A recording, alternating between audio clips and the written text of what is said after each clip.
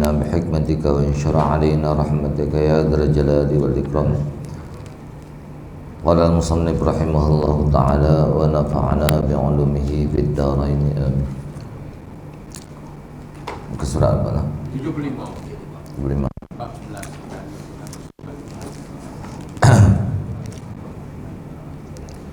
Bab yang ke-11. Dalil Tuhan bersifat qidam. Ini dalil sifat yang kedua yang wajib bagi Allah Subhanahu wa taala, yaitu qidam. Perkataan Ummul Barahin, wa amma burhan wujubil qidami lahu ta'ala fali annahu law lam yakun qadiman lakana hadisan fayaftaqiru ila muhdisin fayalzamu ad-dawru awit tasalsulu.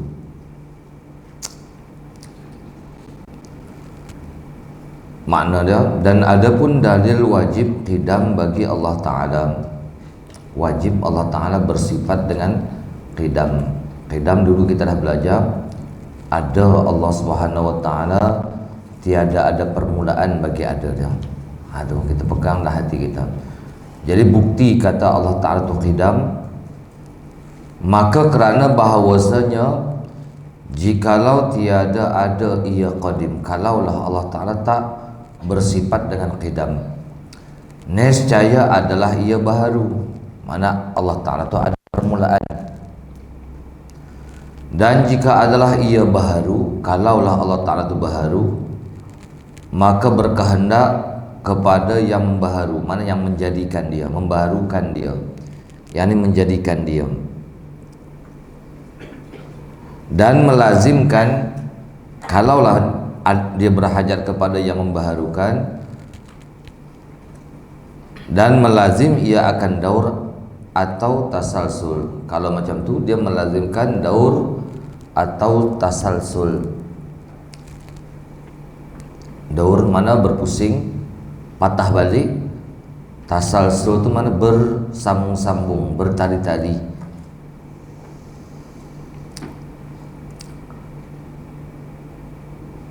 Jadi secara ringkas saya cerita dulu lebih kurang supaya kita memahami maksud apa yang ada di dalam kitab ni. Macam ni lah, Allah Ta'ala tu tak ada permulaan. Kalau Allah Ta'ala ada permulaan, dia tak terlepas daripada kalau dia ada permulaan, bermakna dia mesti ada yang mengadakan dia. Kalau dia ada yang mengadakan, berhajat kepada yang mengadakan, bermakna tak terlepas daripada dua perkara, wa imma daur ataupun tasalsul. Daur tu macam mana daur? Daur tu mana berpusing. Berpusing, Zaid menjadikan Umar, contoh ya, Zaid menjadikan Umar, Umar tu menjadikan Zaid. Ini patah balik dah. Jadi kalau Zaid menjadikan Umar, Umar menjadikan Zaid, yang tu mustahil. Kenapa mustahil? Dengan dua alasan. Yang pertama, tak dapat ditentukan Tuhan. Contohlah ya, tak dapat ditentukan Tuhan. Siapa menjadikan siapa? Ya, pandang kepada Zaid menjadikan Zaid menjadikan Umar, Umar menjadikan Zaid. Jadi siapa yang menjadikan? Nak tentukan contoh, Tuhan A yang menjadikan B, Tuhan B yang menjadikan A. Siapa Tuhan? Masing-masing dijadikan, betul tak? Masing-masing dijadikan. Okey, itu yang pertama. Yang kedua, berhimpun dua perkara yang berlawanan. Alasan dua saja. Ni ambil yang sebagaimana ringkasannya ni, baru kita tengok syarah dia. Yang kedua, berhimpun dua perkara yang berlawanan. Apa dia dua perkara yang berlawanan? Ada tiada dulu kemudian di dalam satu masa. Pandang Zaid menjadikan Umar, Zaid dah ada, Zaid terdahulu. Pandang Umar pula menjadikan Zaid, Zaid mana Umar pula dah ada dan Umar terdahulu. Boleh ke berhimpun? Ada, tiada, dulu, kemudian di dalam satu masa? Mustahil. Faham? Itu daur.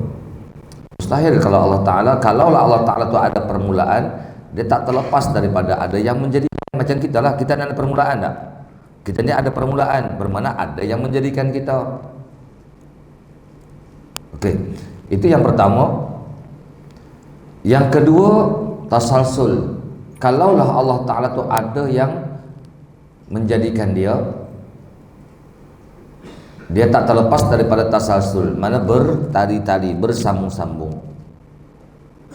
Contoh dia Zaid, A, senang kita ambil A yang menjadikan dia B yang menjadikan dia C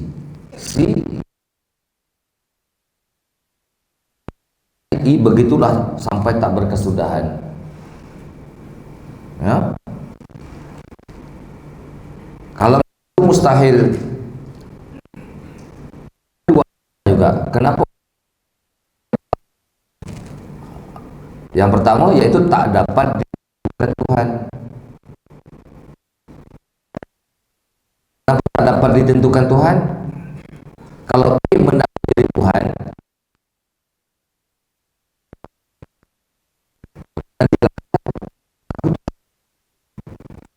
tanya yang mengaku jadi Tuhan tadi, ini macam mana pula dijadikan? Tak ada yang menjadikan. Dia kata aku pun ada yang menjadikan. Siapa dia yang menjadikan aku? Oh, kalau macam Tuhan bukan Tuhan, sebab ini jadikan. Oh, kalau macam tu B lah Tuhan sekarang ni. B kata ya, kalau hanya pula B diri hamba macam mana? Adakah yang menjadikan? Dia kata ya, aku pun ada yang menjadikan. Ada yang aku ni dijadikan juga. Siapa yang menjadikan kamu? C, dia kata. Oh, kalau macam Tuhan bukan Tuhan juga. Begitulah ke atas sampai tak berkesudahan. Jadi tak dapat ditentukan Tuhan. Ya. Mustahil tak dapat ditentukan Tuhan. Mustahil juga. Sebab apa mustahil tak dapat ditentukan Tuhan? Kalau macam tadi, A yang menjadikan dia B yang menjadikan dia C yang menjadikan dia D, tak dapat ditentukan Tuhan. Itu mustahil. Kenapa mustahil? Sebab kita mencari asal. Itu jawapannya. Kita ni mencari asal. Walaupun pada hakikat, pada sangkaan, dia kata tak boleh, dia kata bertali-tali, pada hakikat dia mesti ada kesudahan. Kenapa mesti ada kesudahan? Alasannya mencari asal. Ya. Selalu saya bagi misal macam tu, sama ya, kita lain. Bandingannya pokok kelapa tu. Pokok kelapa kalau kita tanam di antara perdu pokok dengan pucuk pokok, mana lebih tua? Perdu lagi tua, betul tak? Perdu lagi tua. Kalau kita pandang kepada perdu tu masuklah mungkin dalam tanah dalam 2-3 depa, 2 depa lah contoh dia. Sedepa kah? Tak kisahlah. Dia takat tu saja. Dia akan menjalar tapi yang kalau pandang kepada pucuk, makin lama dia akan makin naik nama dia. Selagi dia boleh hidup, takat mana dia tinggi, dia akan naik. Betul juga kita kan. Kita ni sekarang kita ada tu, ada ayah, ada kita, ada anak kita ke depan macam mana, ada cucu, ada cicit, selagi dunia tak kiamat bersama-sama, betul tak? Atas tu nenek sampai ke atas, sampai Nabi Adam, sampai Nur Muhammad, sampai Allah, atas pada Allah Subhanahu Wa Taala, siapa pula kita nak sebut? Habislah. Itu yang bahasa saya tadi, kita ni mencari asal. Jadi kalau mencari asal, memang kita dapat tentukan apa yang hujung sekali nanti. Itulah mana hakikat asal. Jadi mana di sini dia kata bersambung. Mustahil. Sebab apa? Sebab kita mencari mencari asal. Alasan itu saja. Jelas ya? Jadi bermakna mana kalau pandang kepada kita memanglah bergenerasi anak-anak cucu-cucu sampai tak tahulah dunia nak kiamat bila mana. Kita ni mesti ada ni kan. Banding dulu disulubi siapa atas bahtera Nabi Nuh? Ada tak atas kapal Nabi Nuh? Ada ni atas kapal Nabi Nuh. Tapi disulubi orang lah, siapa lah kita pun tak tahu tok nyang kita. Kalau atas kapal semua masa itu mati lah. Mana wujud kita? Tok nyang kita ni ada di atas kapal Nabi Nuh. Bermakna tu naik ke atas sampai Nabi Adam alaihissalam sampai Nur Muhammad. Jadi bermakna walaupun pada dakwaan boleh tak ada kesudahan, tapi pada hakikat dia mesti ada kesudahan. Alasan mencari asal. Itu yang pertama. Yang pertama apa dia? Mustahil tasalsul, yaitu tak dapat ditentukan Tuhan. Yang kedua, tasalsul, yaitu berhimpun ada kesudahan dengan tak ada kesudahan di dalam satu masa. Mustahil tak? Macam mana berhimpun ada kesudahan, tak ada kesudahan di dalam satu masa? Masalah dia macam ni lah. Yang ni mengaku jadi Tuhan, A mengaku jadi Tuhan. Pandang dia Tuhan bermakna dia tak ada kesudahan. Juga dia ni dijadikan bermakna kesudahan tak? Ada kesudahan pula. Macam mana berhimpun di dalam satu masa? Setelah kita pun kita tak boleh. Kita ni tak ada kesudahan, kita tak ada kesudahan. Kalau ada kesudahan, satu je lah. Nak berhimpun ada kesudahan dengan tak ada kesudahan, itu tak boleh. Kan? Jadi mana? Kalaulah ada tasalsul, di situ jadilah berhimpunnya ada kesudahan dengan tak ada kesudahan di dalam satu masa. Itu mustahil atas Allah Ta'ala. Okay. Itu ya alasan kalau kita mengaji bahasan dalil sifat kita. Jadi kita tengok apa yang dijelaskan oleh tuan kitab ni. Tengok artinya. Artinya apabila sabitlah Allah Ta'ala, kita belajar dulu Allah Ta'ala itu ada dengan barang yang terdahulu daripada dalil, yaitu dalil wujud Allah Ta'ala. Wajiblah bahawa adalah ia qadim. Mana Allah Ta'ala itu qadim. Dulu kita belajar wujud. Jadi wujudnya Allah Ta'ala dan kaifiat. Kayak qadim itu mana tak ada permulaan. Dan kaifiat ni cara menetapkan dalil bahawa engkau kata bahawasanya dalil Allah Ta'ala bersifat dengan qadim itu, yaitu jika tiada ia, kalaulah Allah Ta'ala tak qadim, nescaya adalah ia baharu. Ini susunan dia. Tolak pintu-pintu belakang, tak boleh nak buka. Pintu tu ketat, kena baikin je.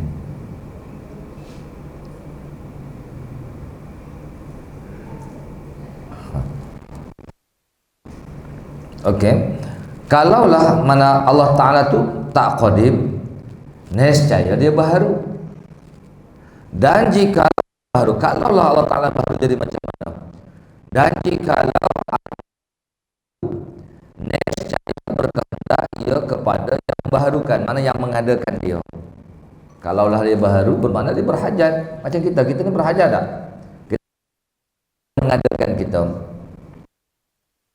baharukan dia. Bagi barang yang dahulu, bahawasanya tiap-tiap baharu itu maka tak dapat tiada daripada yang membaharukan dia. Mana berhajat kita tak terlepas daripada ada yang mengadakan kita. Maka jika ada pekerjaan seperti yang demikian itu, bahawa kepada tiada berkesudahan, maka dinamai akan tasalsul, dan iaitu mustahil. Macam kita kita tuknya sudah sampai tak ada kesudahan. Macam saya kata ya, pada dakwaan tak ada berkesudahan, pada hakikat pasti ada kesudahan. Yaitu sebab kita mencari asal. Kalau pandang kepada ke bawah ya memang terus. Tapi kalau pandang hadap mana dan pandang kalau nisbah kepada kita anak. Tapi kalau pandang ke atas, mak ayah kita, tuk yang kita pasti ada. Apa tadi dah? Ini orang panggil tasalsul. Bermula jalannya mustahil pada tasalsul itu. Tadi saya katakan tasalsul penjelasan bahwasanya jadi ia membawa kepada ketiadaan Tuhan, membawa ketiadaan Tuhan, dan ketiadaan yang demikian itu mustahil kerana bahwasanya Allah Ta'ala Maha Suci daripada demikian ketiadaan. Itu yang kata beri ada dan tiada kan. Kalaulah seandainya kita kata Allah Ta'ala tasalsul, pandang kepada kata akulah Tuhan. Tiba-tiba kita tanya, kalau dia Tuhan bermakna dia tak ada kesudahan, dia tak ada permulaan, dia tak ada kesudahan. Tiba-tiba apa yang menjadikan kamu? Dia ada mana kesudahan, tempat terhenti dia naik ke atas tadi. B yang menjadikan aku. Oh, kalau macam Tuhan bukan Tuhan lah, B itu Tuhan. Betul tak? Itu yang kita tak mau dikata ada kesudahan. Mustahil. Allah Ta'ala itu bukan ada permulaan, bukan ada kesudahan. Yang kita belajar, Maha Suci ia daripada terhenti wujudnya atas wujud Tuhan yang dahulu. Terhenti. Kalau macam kita ya, atas kita siapa dah? Mak ayah kita. Atas mak ayah kita, tuk kita, naik ke atas. Lagi tiada berkesudahan itu mustahil baginya. Masuk kata tak berkesudahan, paham elok ya? Tak ada kesudahan, mana tak ada tempat terhenti. Dia mesti kena ada terhenti. Ke atas, naik sampai kepada Nur Muhammad, sampai kepada Allah. Atas pada Allah Ta'ala nak cari tak jumpa lah. Takat tu saja. Kan? Jadi kalau yang atas tempat terhenti, dialah sebenarnya tak ada permulaan, dah terhenti kat situ. Kalau macam kita ada permulaan. Kita ni tasalsul dah ada. Tasalsul, tari. Tak tahulah selagi dunia tak kiamat, ada lah. InsyaAllah kan generasi kita turun berapa tahun lagi dunia nak kiamat, ada. Tapi kalau sampai kepada Allah, habis, terhenti. Kitab ni kalau kita tak terangkan macam tadi, dia agak payah, berat. Saya dah terangkan cara kepahaman, hamba ambil apa yang tertulis dalam kitab. Dan wujud barang yang tak ada berkesudahan itu mustahil. Masa tak berkesudahan itu mustahil itu apa maksud dia? Tak ada tempat terhenti, dia mesti kena ada terhenti. Gitu. Kata pandang durian, buah dia mesti kena ada mana tempat dia bergantung, bunga dia sangkut kat mana, ranting, dahan kat mana, lekat kat batang kat mana, kat tanah.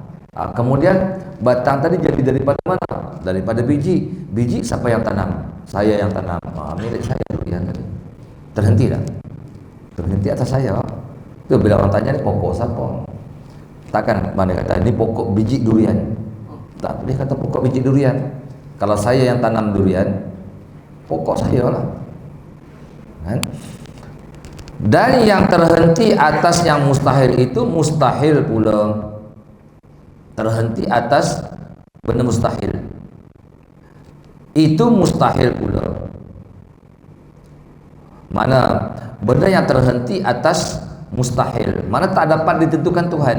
Itu mana mustahil. Yang mana satu Tuhan? A ke B ke C ke D? Tak tahu. Mustahil tak? Mustahil. Dan lazim daripada itu bahawa adalah wujud kita itu mustahil pula, kerana terhentinya atas wujud Allah Subhanahu wa taala.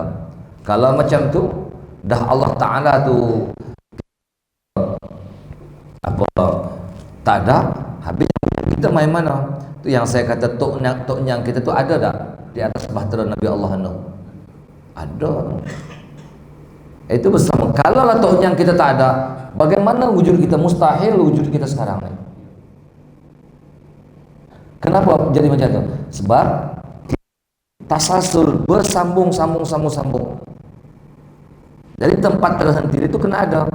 Daripada pucuk kelapa dia mesti kena ada bahagian atas kelapa tu, tempat umbut kelapa tu turun makin tua sampai ke dekat bawah. Yang tu asal dia. Itu tapak dia. Itu tunjang dia. Dan yang terhenti atau mustahil itu mustahil pula. Begitulah itu orang panggil masalah tasalsul. A yang menjadikannya B, B yang menjadikan dia C, C menjadikan dia D. Fahamkan apa yang saya sebutkan tadi. Tengok di sini kalau nak baca ibarat dia agak payah juga tu.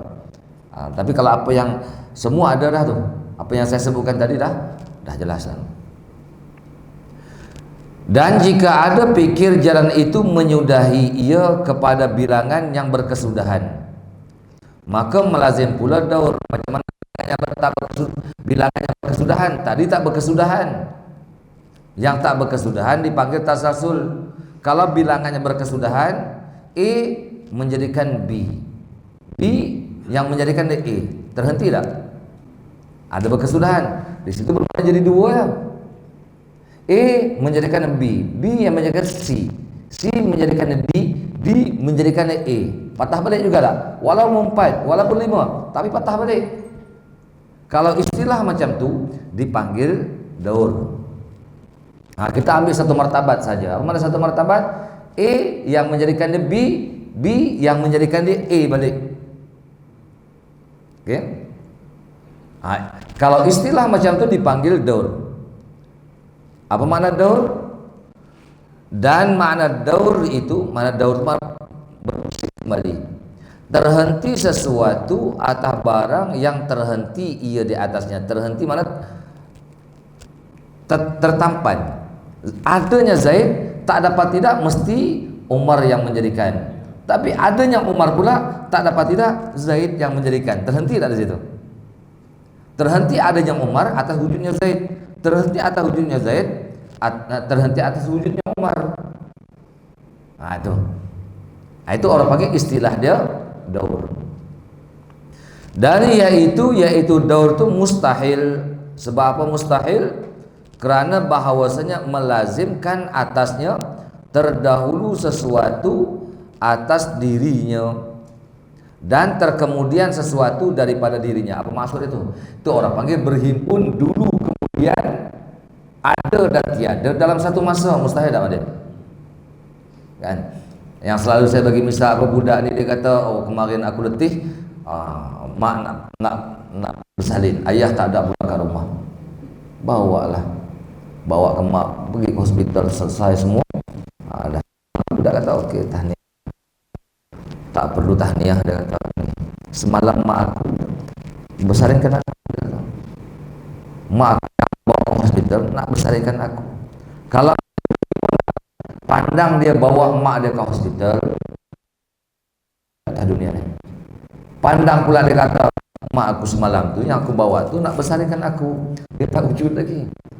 Boleh pakai cakap ni. Apa ada himpun benda mustahil dulu kemudian ada tiada di dalam satu masa.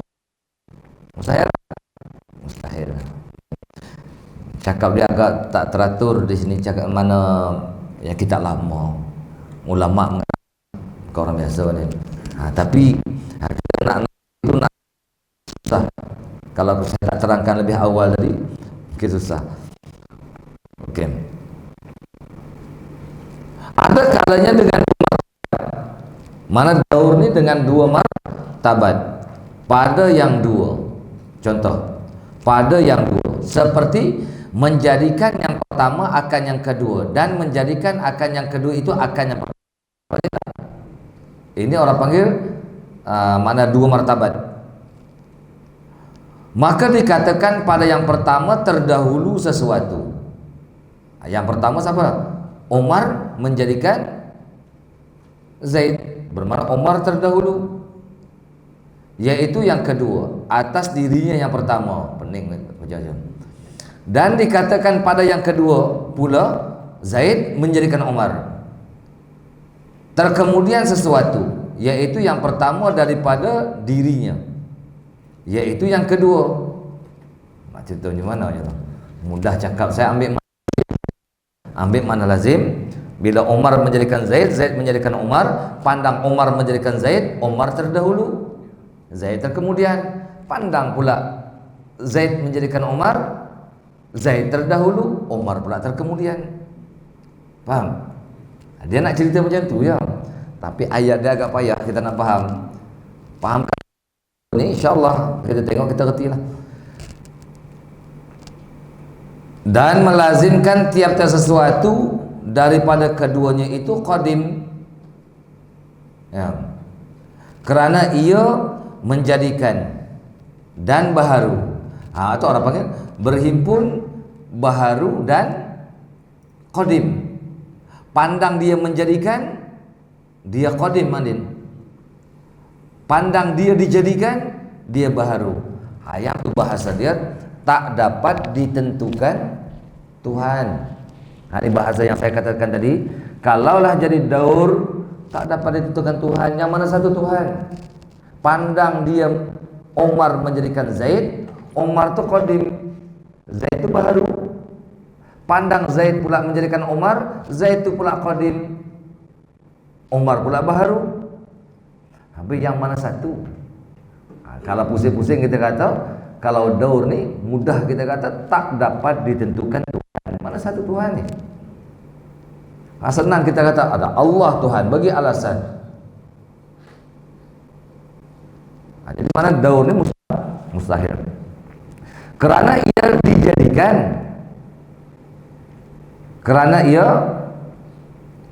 ia menjadikan dan baharu, kerana ia dijadikan. Sama tak bahasa saya tadi? Samalah. Pandang satu sudut dia menjadikan, pandang satu sudut yang lain dia dijadikan. Bagaimana berhimpun? Madin boleh tak Madin kata macam ni?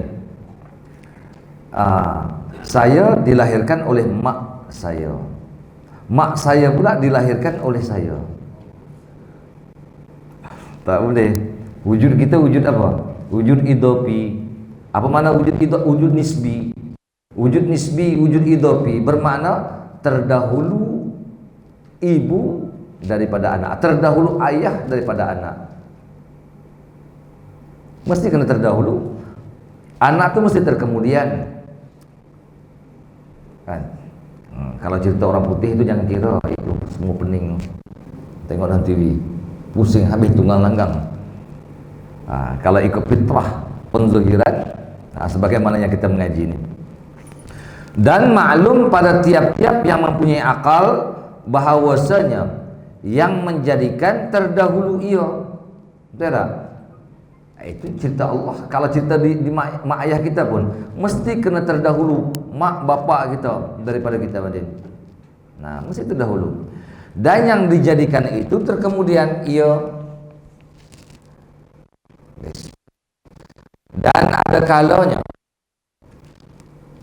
Dan ada kalanya dengan beberapa martabat. Tadi cerita dua martabat. Ada masalah daur ni dengan dua martabat. Dan ada kalanya dengan beberapa martabat pada yang lebih daripada dua. Macam tadi saya bagi misal, A menjadikan B menjadikan C menjadikan D sampai 45, lepas tu E menjadikan A. Tadi kita kata A menjadikan B menjadikan A. Itu dua martabat. Kalau kita ambil pusing jauh, patah balik ke E pula. Itu beberapa martabat, mungkin 3 martabat, 4 martabat, 5 martabat. Nah, itu bentuk zuhir. Boleh kita katakan. Dan daur yang kedua, daur yang maju pada perkataannya, apa pada hujat semuanya. Kita pening-pening. Jadi bahasa bila yang pertama ditentukan Tuhan, yang kedua berhimpun perkara yang berlawanan. Apa dah? Ada tiada dulu kemudian di dalam satu masa. Okey, jelas. Apabila adalah baharunya itu membawa kepada atau tasalsul, nescaya lazimlah baharunya. Kalaulah seandainya Allah Ta'ala ni berhajat mengadakan, ada Allah Subhanahu Wa Ta'ala berhajat kepada yang menjadikan, bermakna sifat qidam tak ada, membawa kepada daur. Kalau bentuk macam tu, dia membawa kepada pahaman daur ataupun tasalsul. Kalau macam tu, nescaya lazim baharunya. Lazim baharu Allah Subhanahu Wa Ta'ala. Betul baharu tak jadi macam tu? Kalau jadi daur tasalsul. Contoh, Tuhan menjadikan B, B pun Tuhan menjadikan B. Jadi kalau macam tu, bermakna lazim baharu tak? Lazim baharu dijadikan juga. Satu sudut kita pandang dia yang menjadikan, dialah Tuhan. Satu sudut yang lain dia dijadikan, bermakna dia baharu. Yang mana satu Tuhan. Nanti yang dia kata tadi, kalaulah ada daur, ada tasalsul, nescaya lazimlah baharu. Dan yaitu baharu itu mustahil. Baharu itu mustahil. Bagaimana dia mengaku jadi Tuhan sedangkan dia dijadikan? Bagaimana anak mengaku jadi mak ayah sedangkan dia tu kemudian, gitu Madem? Itu mustahil. Dan apabila mustahil baharunya daur dan tasalsul, nescaya tertentu ia Allah Ta'ala tu kepada qadim. Jadi apa makna sifat Allah Subhanahu Wa Ta'ala? Apa makna qadim? Ibarat qadim itu apa dah? Menafikan ada permulaan bagi adanya Allah Subhanahu Wa Ta'ala. Itu makna qadim. Kalau macam tu kita i'tiqad Allah Ta'ala itu bersifat dengan qidam. Allah Ta'ala itu bersifat dengan qidam. Qidam dengan qadim apa benda? Tadi satu qadim, ini qidam satu. Kalau qadim itu mana zat? Jika ada zat yang dengan sifat qidam. Kalau qidam tu menafikan ada permulaan. Itu bukan kita pandang dia sifat. Menafikan ada permulaan bagi adanya Allah Subhanahu Wa Ta'ala. Lain tu ibaratnya. Kan? Kalau kerana tiada yang menengahi antara kedua-duanya. Apa mana tak ada menengahi antara mana? Kerana tak ada menengahi antara kedua-duanya. Ya. Kedua-duanya apa? Baharu dan qadim. Kedua-duanya yakni baharu dan yang qadim. Jadi bermakna Allah Subhanahu Wa Ta'ala itu bukan qadim dalam masa sama dia baharu. Dia tak boleh berhimpun. Dia tu qadim, dia tu baharu, tak boleh. Dia tu ada dia tak boleh. Jadi Allah ibarat Allah Ta'ala bukan dulu, bukan itu dia Allah Ta'ala bersifat dengan qadim. Satu yang kita boleh ambil. Dia tak ada berubah-ubah. Jelas bahasa dia? Ini kitab ni lama ni. Ini dulu kitab pada, jadi bahasa dia agak susah kita nak faham. Tapi ambil mana yang saya huraikan yang pertama tadi, awal-awal kitab. Di sini ada persoalan. Fahamkan satu-satu ibarat. Mengaji sama ya, hampa selalu dah dengar. Kalau siapa-siapa mengaji bertahun dengan saya, bahasa ini sama tak saya sebut? Sama ya. Nak bagi ingat, bagi kejap, bagi mahir di otak kita. Dalil dia sama. Okey, habis. Kalau ada persoalan boleh kita ya. Sama. Tapi dia ringkas. Ini dia panjang. Dan kita nak tengok. Kalau nak tengok dalam kitab apa? Kitab yang agak teratur. Tengok dalam kitab Misbahul Munir. Misbahul Munir. Itu juga cantik. Bab yang ke-12. Masuk sikit kan? Bab yang ke-12, dalil Tuhan itu baqa. Jadi Tuhan ada bersifat baqa. Apa makna baqa? Ada Allah Subhanahu wa taala, tiada ada kesudahan bagi ada dia. Itu pahaman baqa. Ada Allah, tiada ada kesudahan. Jadi menafikan ada kesudahan bagi adanya Allah taala.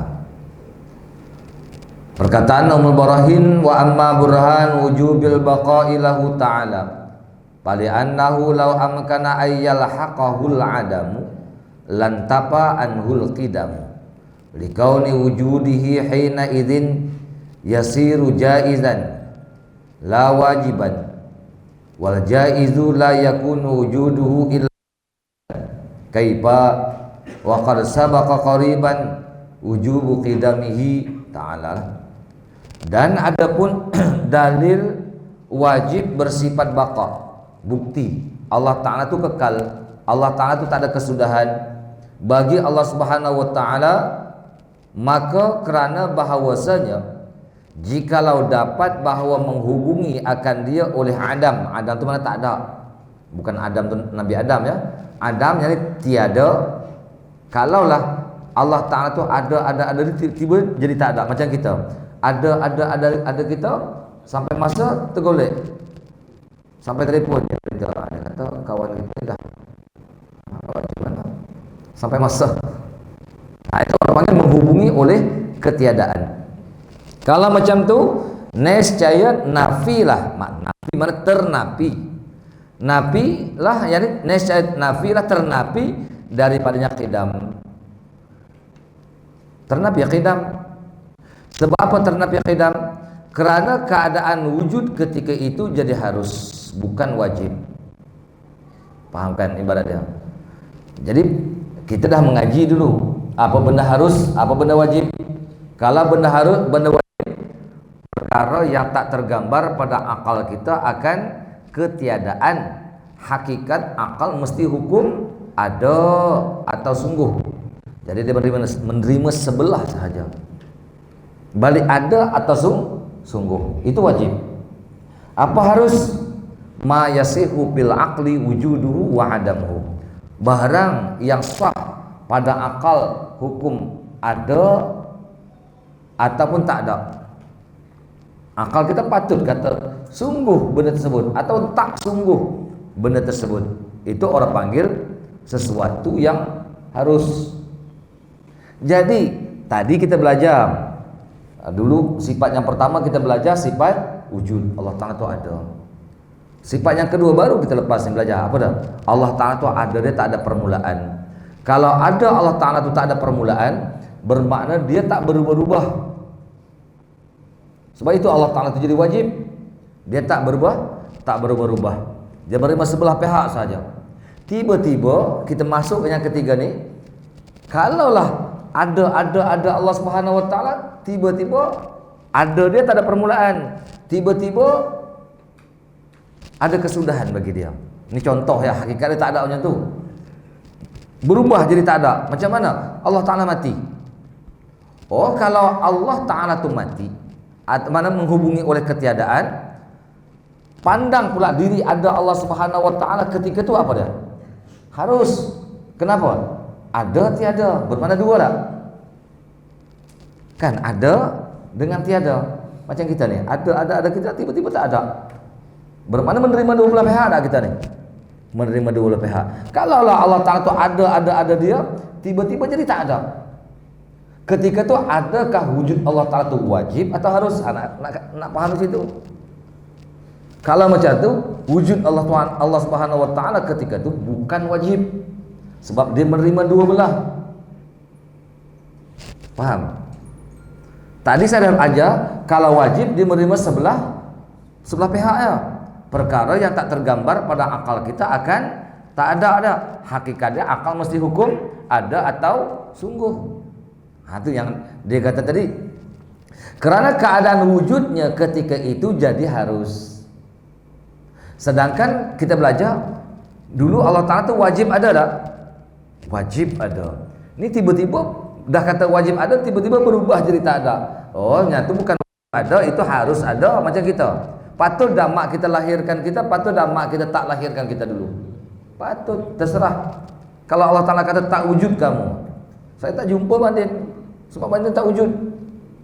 Dah Allah Ta'ala kata takdir, Allah Ta'ala mengatakan ada banding. Hari ini pakai baju warna hijau. Sebab apa? Sebab harus.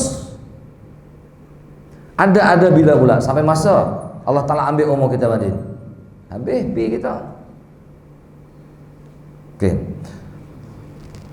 Nampak bagi beza yang mana wajib, yang mana harus. Kalau dia akan jadi macam tu. Ni orang tauhid, dia cara berfikir dia macam tu. Dan yang harus itu tiada ada wujudnya melainkan baharu. Kita ni harus tak? Kita ni harus. Apa harus kita? Menerima dua belah pihak. Patut ada, patut tiada. Dia ambil rumusan terus. Kalaulah harus bermakna tiada ada wujudnya, wujud benda harus itu melainkan baharu.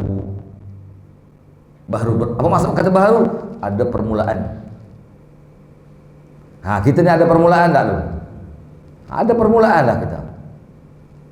Berapa tahun dah umur kita. Itulah permulaan kita, zuhir kita.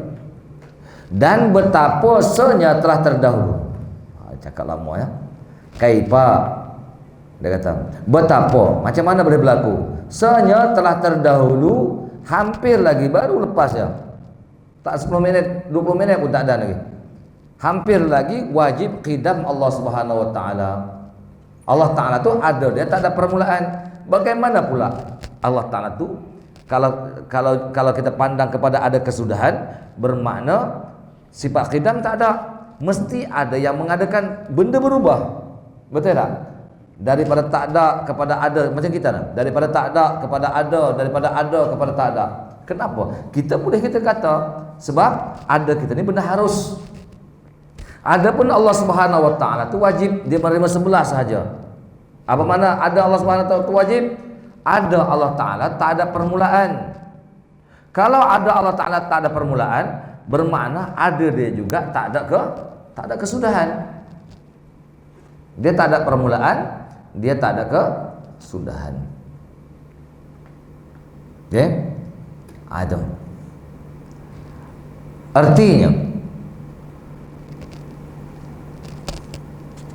Artinya wajib, kita habislah sikitnya. Artinya wajib bagi Allah Subhanahu Wa Ta'ala bersifat dengan baqa.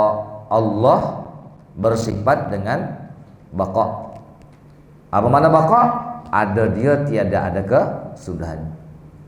Dan dalilnya, dalil baqa Allah Subhanahu Wa Ta'ala itu bahawasanya jikalau dapat bahawa menghubungi oleh Adam, yang ini tak ada, Adam tu mana tak ada, nescaya lazimlah bahawa adalah ia setengah daripada mungkin.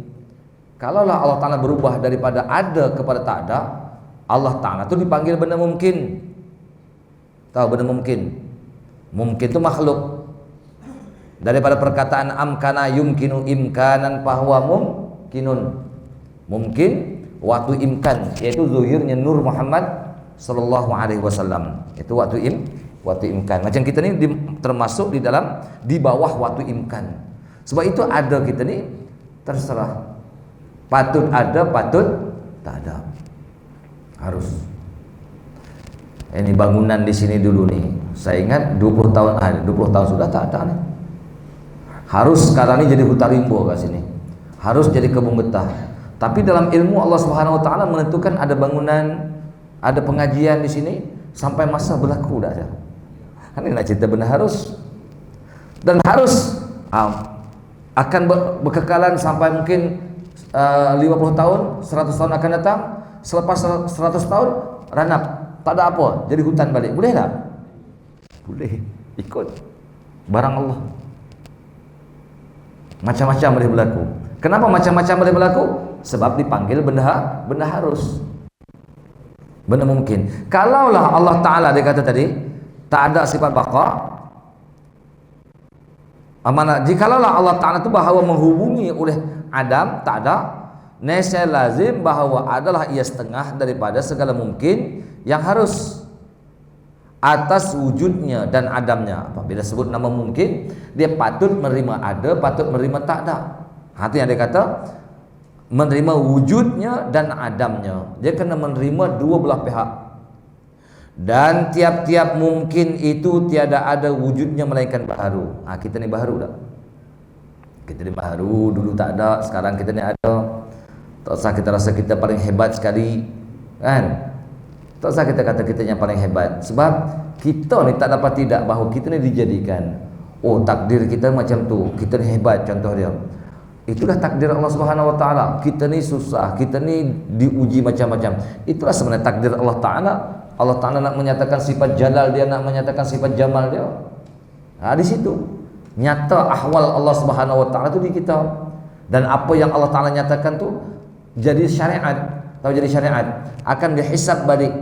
Yang mana diberi pahala, yang mana diberi dosa kepada seseorang akan ada. Okay.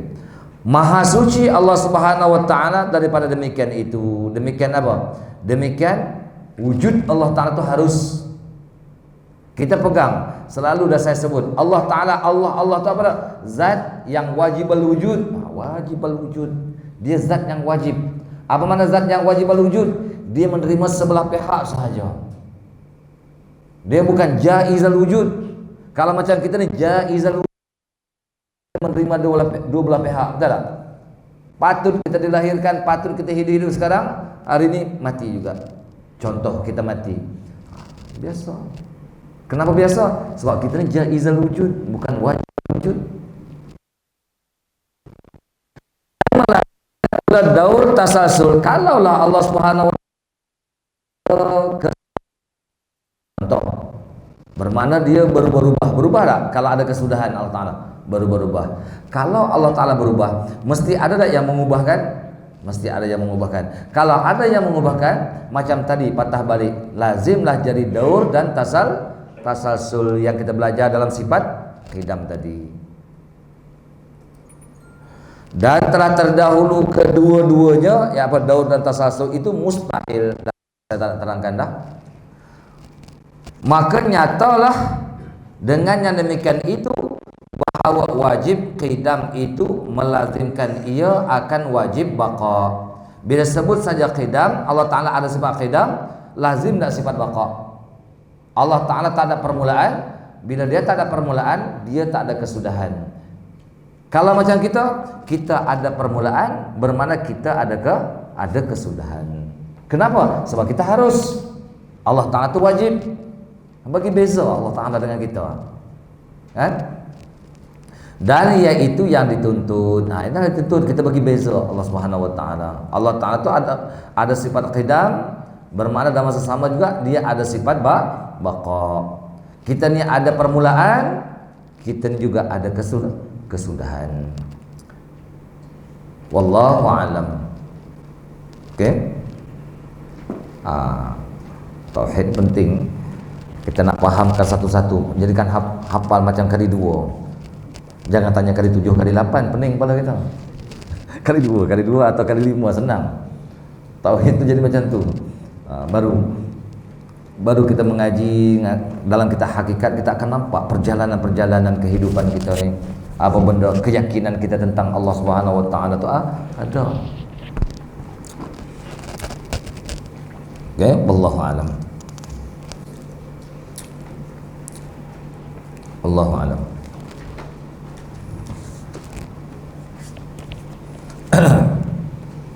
Masuk sifatnya kita yang kedua. Muka surat apa lah? Muka surat 19. Apa dah? Syurutul khutbatain 47. Bismillahirrahmanirrahim. Buka kitab Safinatun Najah nih, kitab nih. Safinatun Najah muka surat 47. Muka surat 47. Pasal 47 muka surat 19.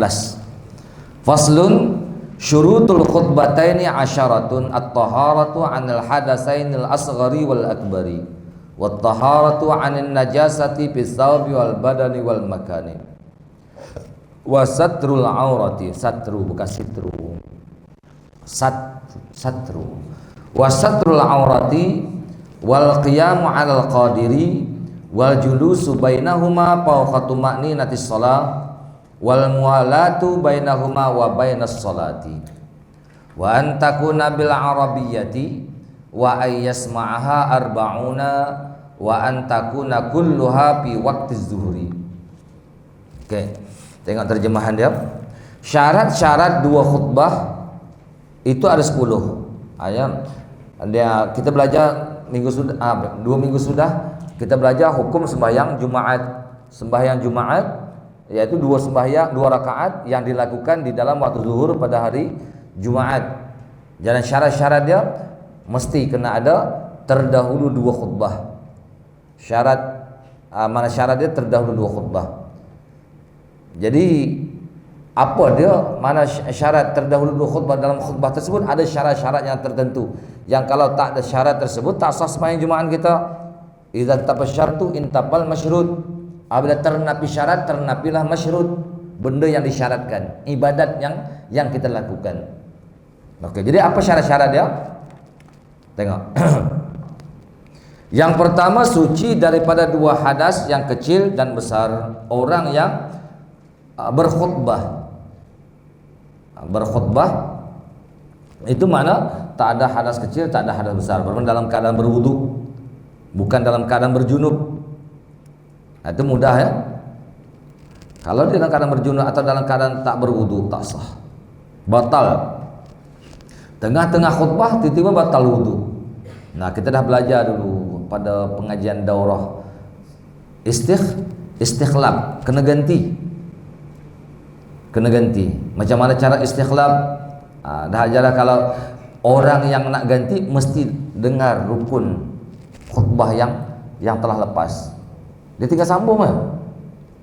Tak payah mula balik, sambung khutbah tersebut. Sebab orang yang berkhutbah sudah batal wudu. Kan? Yang kedua, mudah tadi yang pertama mudah. Yang kedua, suci daripada najis pada pakaian. Ini pakaian orang yang berkhutbah jangan ada najis. Apa yang dinamakan pakaian? Sesuatu yang bersangkut dan berhubung, sesuatu yang bersangkut atau sesuatu yang ditanggung, atau yang berhubung dengan seseorang, itu pakaian. Sesuatu yang ditanggung. Macam mana ditanggung? Kopiah ni atas kepala, tanggung ni. Baju atas badan kita ni, tanggung ni, sangkut. Sesuatu yang ditanggung. Pakaian saya ni tanggung dah ni, tanggung ni atas ni, pakaian. Dan yang berhubung dengan seseorang ni berhubung dah ni. Nah, ini termasuk pakaian ni. Kalau tengah khutbah tiba-tiba di hujung benda ni ada najis. Hujung benda ni ada najis.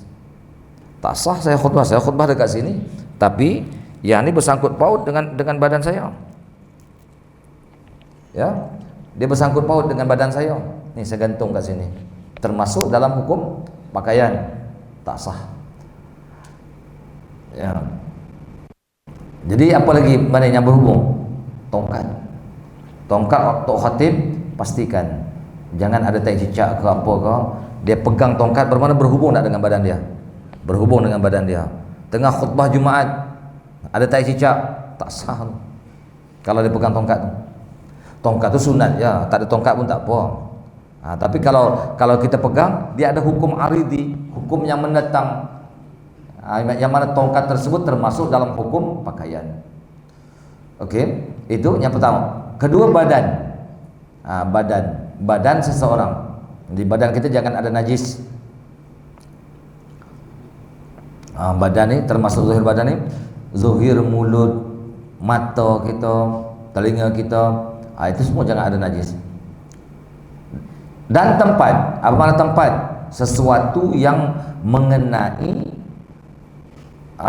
mengenai pakaian dan badan orang yang berkhutbah, itu masuk kata tempat.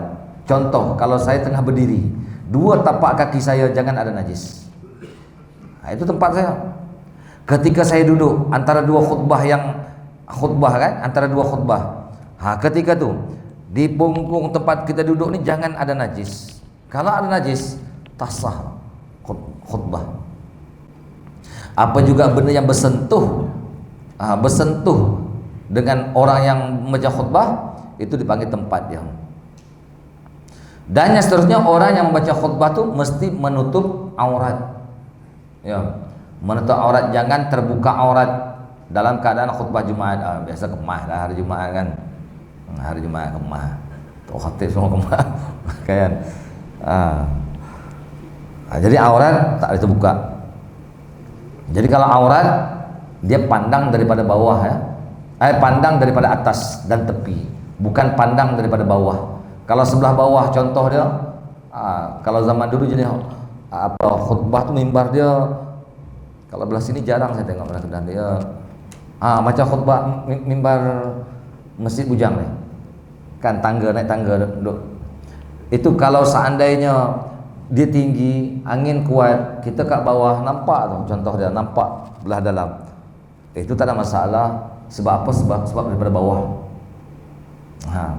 Tapi kalau daripada tepi atau daripada atas, hukum tak sah, mesti kena tutup auratnya. Pembahagian aurat saya dah terangkan dulu dah pada bab solat dulu. Saya tak ulang dah. Tengok balik di sana.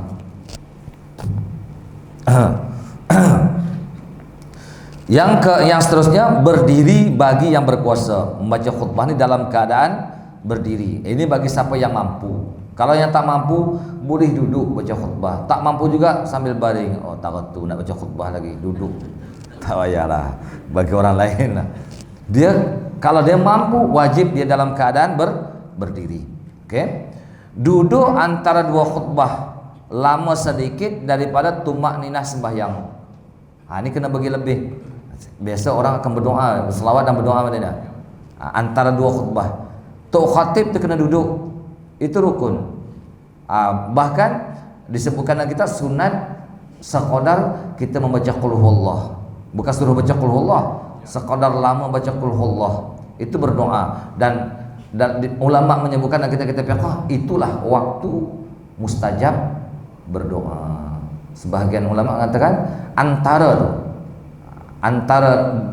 khutbah pertama khutbah kedua, time tok khatib tengah duduk tu, mintalah hajat kita, waktu yang mustajab berdoa. Balik tok khatib itu mesti kena duduk lebih sedikit daripada qadar tumak ninah sembahyang, lebih daripada subhanallah, qadar subhanallah. Dan berturut-turut antara dua khutbah. Apa makna berturut-turut antara dua khutbah? Jangan senggang lama. Maksud kata senggang lama ni, sekira-kira kalau kita buat 2 rakaat yang ringan, nescaya sempat. Yang tu tak boleh. Antara khutbah yang pertama tu besar. Kalau orang buat sembahyang 2 rakaat, boleh sempat dalam waktu tersebut, tak sah dah khutbah, wajib ulang balik. Dia mesti mualat. Dan antara sembahyang, berturut-turut antara 2 khutbah dan antara sembahyang. Ini hati-hati ya. Baik itu sunat bila wala zikrullahi akbar wallahu ya'lam ma tasnaun, aqimus shalah. Bila aqimus shalah, Tuk Bilal bangkitlah, tak payah tunggu Tuk imam sampai ke bawah berdiri tegak baru Allahu akbar, Allah tak payah. Bila wala zikrullahi akbar wallahu ya'lam ma tasnaun, kita letak tongkat kan, Tuk Bilal bangkit terus, qomat terus. Jadi jangan tunggu lama-lama sangat. Nanti buat gaya pula, tengok pusing pula, hati cakap sikit. Tak payahlah. Jangan gaya-gaya sangat. biasa-biasa saja. Mana takut senggang itu lama. Senggang itu lama sangat. Bila senggang itu lama sangat, mana paling tidak kalau tak sampai tahap 2 rakaatnya ringan pun, ya dia luput. Bahkan itu sebagian ulama, kalau atas kaul yang mengatakan tak sampai 2 rakaatnya ringan, contoh pada huruf senggang itu lama, tak sah sembahyang. PL itu macam-macam seperti, tak kisahlah kebanyakan macam tu. Dia agak bersegera. Habis qomat habis ke sawu subuh kumpai atas subuh min iqamati solah, cukup lah. Lepas itu terus Allahu Akbar. Ya, hati-hati tu. Sampai jadi tu imam, tu khatib. Ya. Fardu dia kita tak ada khutbah apa-apa.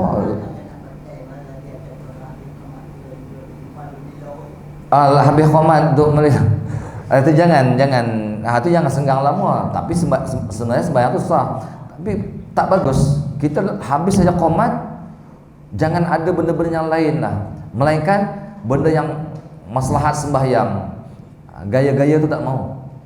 Bahasa saya gaya-gaya tu imam tu tak mau. Banyak ni perhati ni. Kita habis-habis tu, okey, kita beritahu sawu sufakum baina taswiyatas subuh min iqamatis shalah. Sudah kita hadap Allahu Akbar, usolli fardah teruslah. Yang sunat untuk betulkan shaf tu sunat madin. Jangan kita sengap tu, imam pun sengap terus Allahu Akbar bunyinya. Tak mau juga. Dia kena betulkan shaf, penuhkan shaf, rapatkan shaf. Itu sunat. Balik imam tu sunat suruh. Tapi jangan benda-benda lain atau bercakap yang lain. Handset matikan semua. Tak payahlah, faham sendirilah. Lepas tu budak-budak yang belakang tu semua dia kata, ni ada lagi banyak bercakap, kadang tu ada yang tu tak mau. Suruh betulkan shaf saja, penuhkan shaf cukup dah. Kalau sembahyang Jumaat, kalau senggang dia terlampau lama, kalau sekira-kira uruf kata lama, kebanyakan kata di antara mana 2 rakaatnya ringan. Tapi kalau uruf sebahagian fuqaha kata dah dikira panjang, takut membawa kepada tak sah. Bila sebab ada senggang lama, syarat khutbah tadi menyebabkan sembahyang tadi tak sah. Paham ya? Okey. Yang seterusnya antakun nabil arabiyyati. Hendaklah 2 khutbah itu dalam bahasa Arab. Ini jadi bising ya. Jadi bising apa? Sebahagian daripada orang mengatakan khutbah di Malaysia. Ini kebanyakannya kalau keluaran Aceh ini. Khutbah di Malaysia ni tak sah kebanyakan dia kata. Sebab apa? Ada cakap Melayu.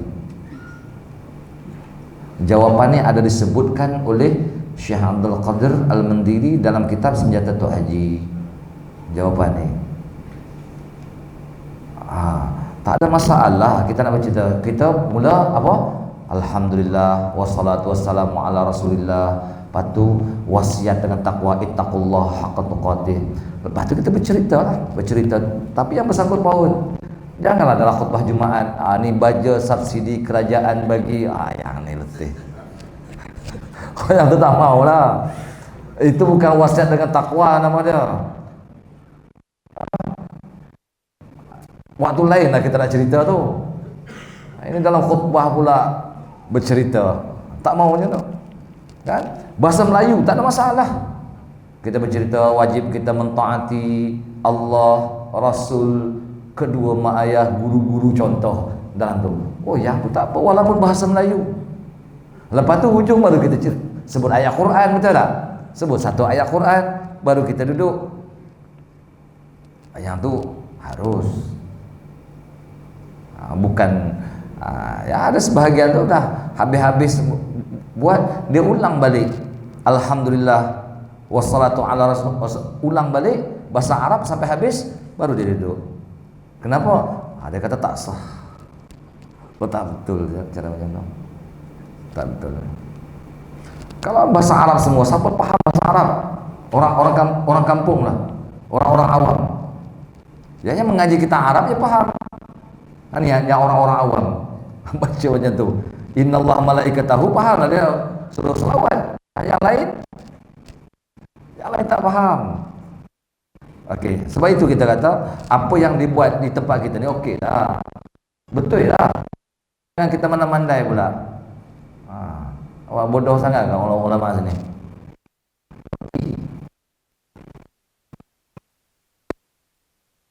Hendaklah dua khutbah itu didengari oleh 40 orang. Bahasa didengari, ayas ma'aha, didengari oleh 40 orang. Bermakna 40 orang ini daripada ahli Jumaat, laki-laki ya, yang baligh, yang berakal, yang mustautin. Tahu mustautin kena kira tak? Mustautin kena kira. Apa makna mustautin? Orang yang tak berpindah pada tak keluar daripada kampung dia pada musim sejuk atau musim panas, melainkan kerana hajat. Macam kita beli rumah di sini kan. Saya beli rumah di sini. Saya mustautin di sini. Sedangkan saya bukan orang asal sini.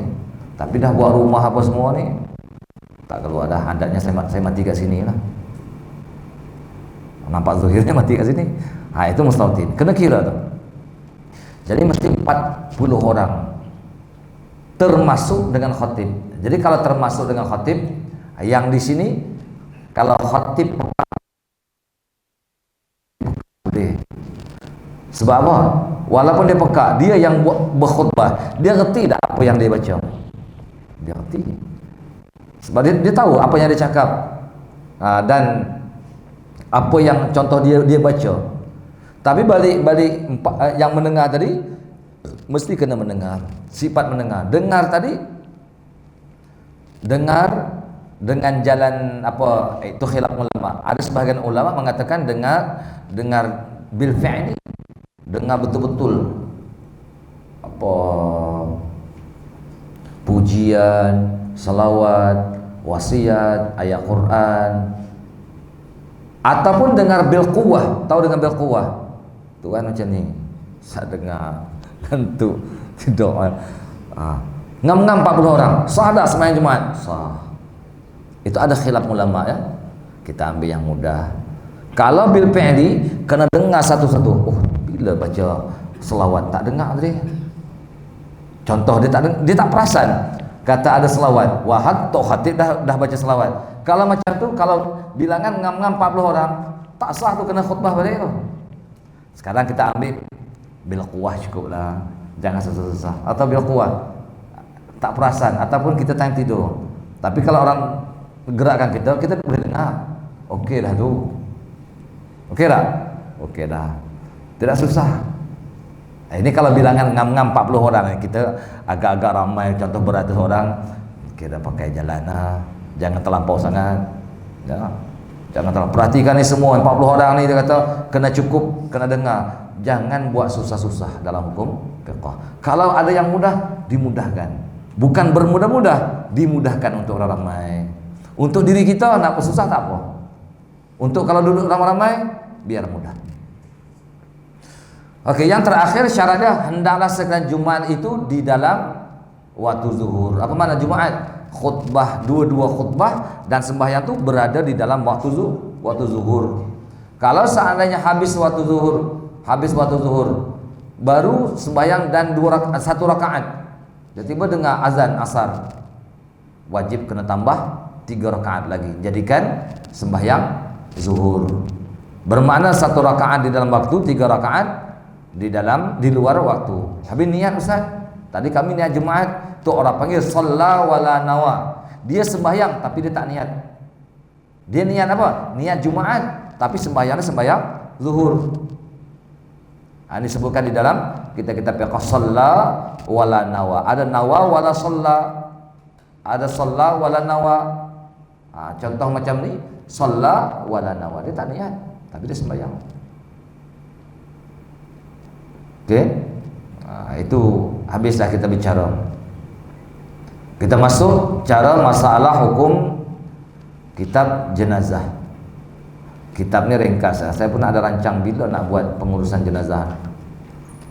Buat daurah sekali supaya nampak Ini menguruskan jenazah mungkin tak reti. Kalau kita orang awam, dia perlu, kalau pencen-pencen ni ada mak ayah, adik-beradik, tak akan bagi orang lain kot.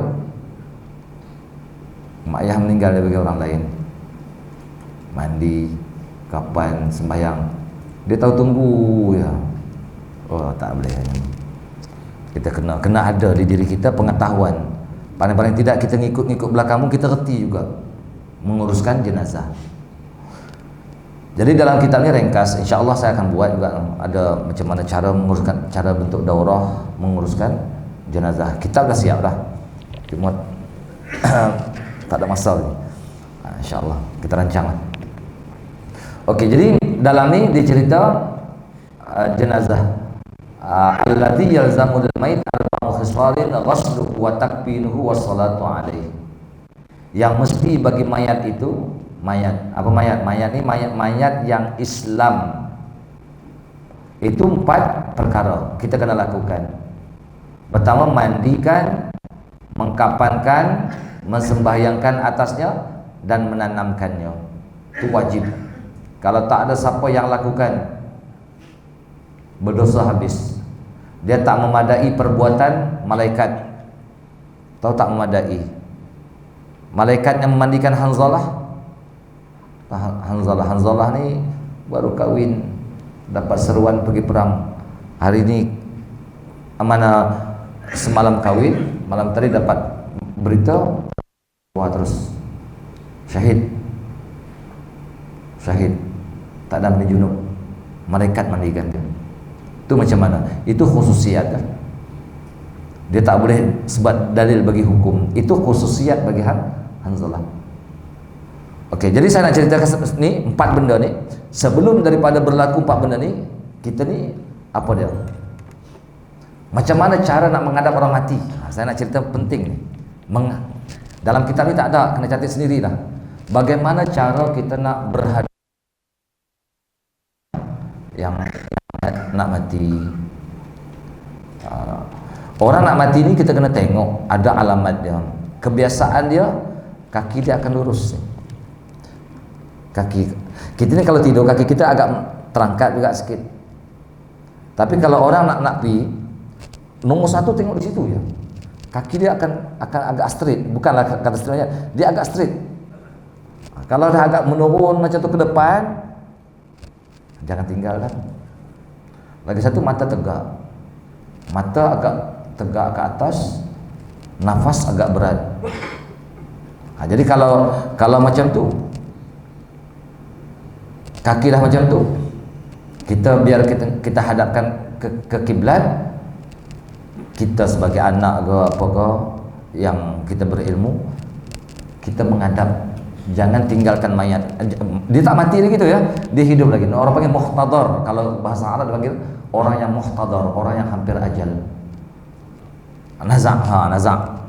Jadi kita duduk di tepi telinga kanan dia, letak atas katil ke, kita duduk di telinga kanan dia.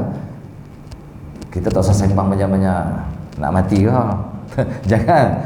Tanya, kita cuma sebut, ajarkan La ilaha illallah. Cakapnya tu ya. Jangan kena ikut aku cakap ni. Tak payah, jangan berbunyi macam tu. Kita sebut je kat telinga dia. La ilaha illallah. Pelan-pelan, jangan kalut-kalut. Kalau dia tak ada isyarat, dia tak bercakap lagi, ulang lagi. La ilaha illallah.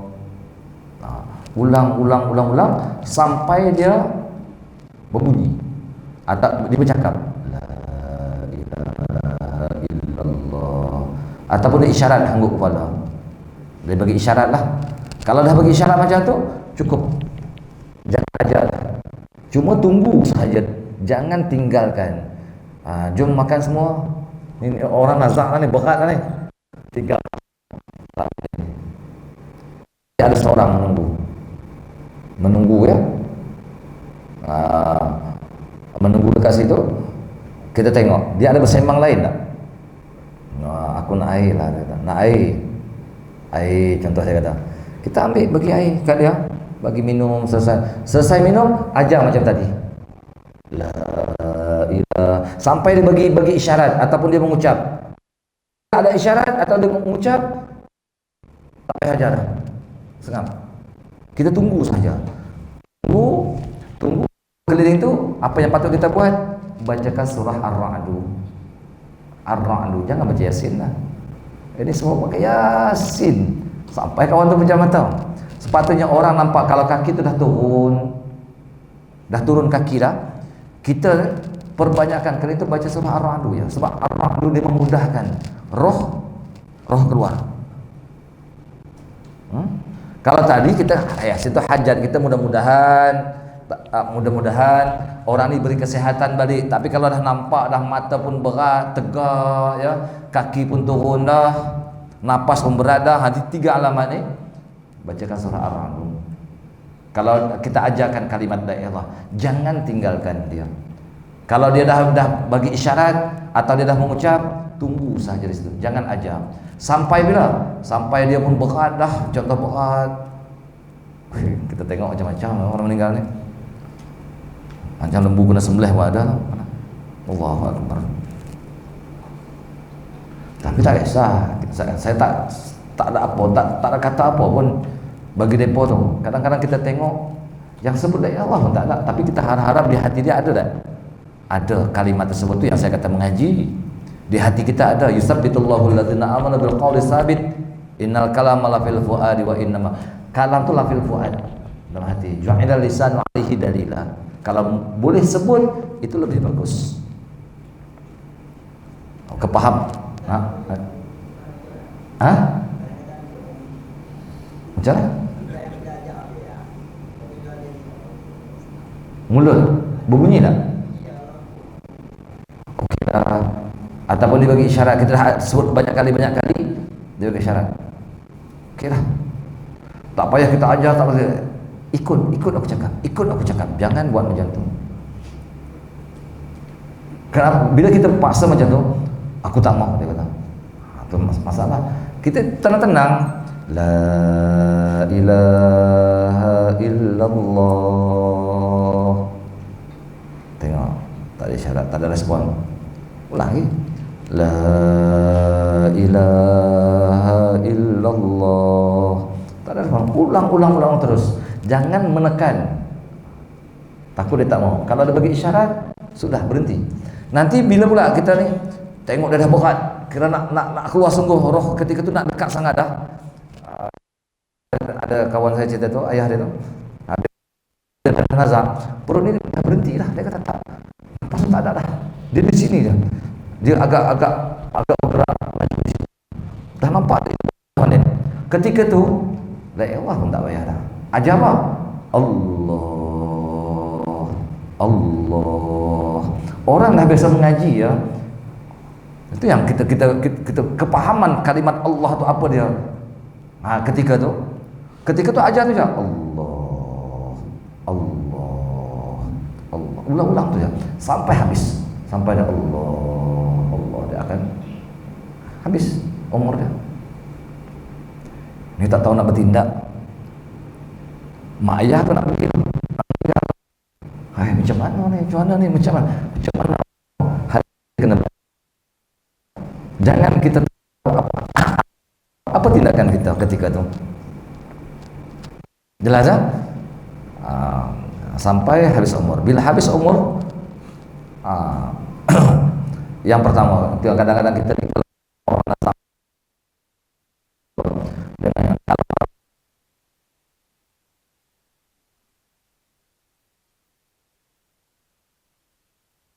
selawat, mudah-mudahan Allah Ta'ala kita